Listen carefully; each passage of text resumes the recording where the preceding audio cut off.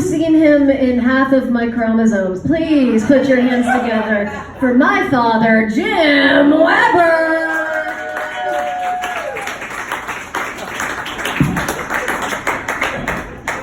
I am so proud. In my advanced age, it's so nice to have a daughter who is so genuinely funny. But enough about Amanda. Man, you know, the one thing about parenthood is I am never going to retire. It's expensive raising kids. I mean, the comedy lessons, the comedy tutors, and all of that stuff. And so, yeah, I had to go. Who else had to go to work today? Yeah, I bet I had a worse day than any of you. I had harassment training. Yeah, okay, I won. I already won. Who likes harassment training? Oh, wait. It wasn't just me. Like, whole departments had to go. I mean, not just me, everybody. Do I look like Joe Biden? No, we all went. No, here's the really bad part. I am the harassment trainer. And, oh, God, I get so tired of it, but I do it all the time. But it's hard to come up with scenarios that haven't happened. Because when I go to an employer, they don't want me to talk about what just happened in their workplace, and I thought I was safe. I said, Bob took out his glass eye and waved it in a sexually suggestive way at Mary, and they all gasped because it had happened last week. I can't come up with anything new, so I'm just going to have to work for the rest of my life, and that's just the way it is. And hopefully it's not a whole lot of time left, according to my daughters. I'm getting old. They came to the door last week, and I didn't answer, which resulted in calls to Harborview, the police department, and the nearest morgue, because they thought I had died. No, they did. They said, and I went, you thought I had died? What the heck? They said, well, Dad, at your age, you can't flip off your daughters. It's not allowed. But, oh my gosh. And that didn't help because they also called the property manager at my new apartment to report my near death. Now they're looking at me like, uh-oh. It's a new building. It's only been open a year. And the property manager came up and said, are you okay? And I went, yes. They said, oh, good. We were so worried. We haven't had anybody die here. Yet. It was the yet that hurt, the way they were looking at me. Because I know. I mean, I turned 50 10 years ago. I got the Claire laugh. I don't know where that came from. It's not genetic. Yeah, and it's not been easy. You know, there is a really good thing, though, about getting older.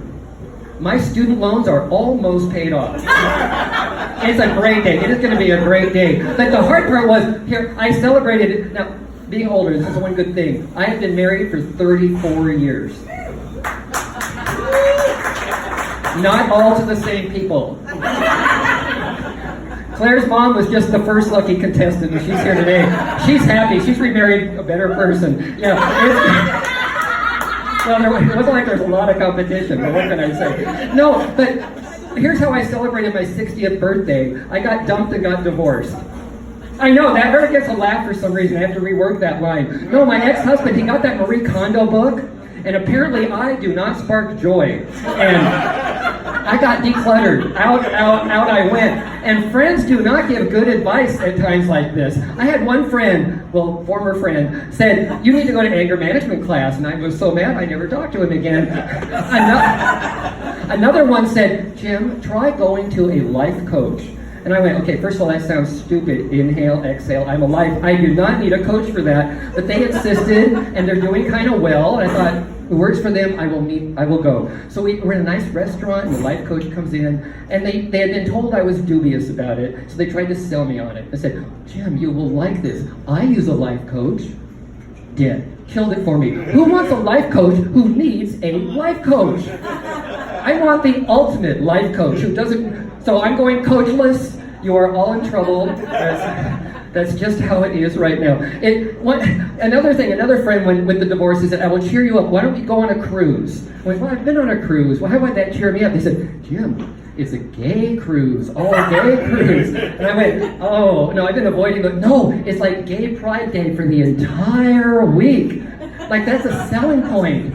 I like Gay Pride for about 15 minutes. And then I get too drunk and I go home and it's great, but a whole week of it. And here's the thing, they said, you'll lose your cares, you'll lose your worries. What they lost was my luggage. My favorite part though is the bar. They lost their sanity at the bar. I'm gonna tell you one last thing and then I go. They were sitting at the bar and they're drinking way too much. It's all gay guys wanting to get laid that night. And they go, if you had a genie, what would your first wish be if you couldn't make that I have a million wishes wish? What would your wish be? And 3 guys in a row went, big dick, big dick, big dick.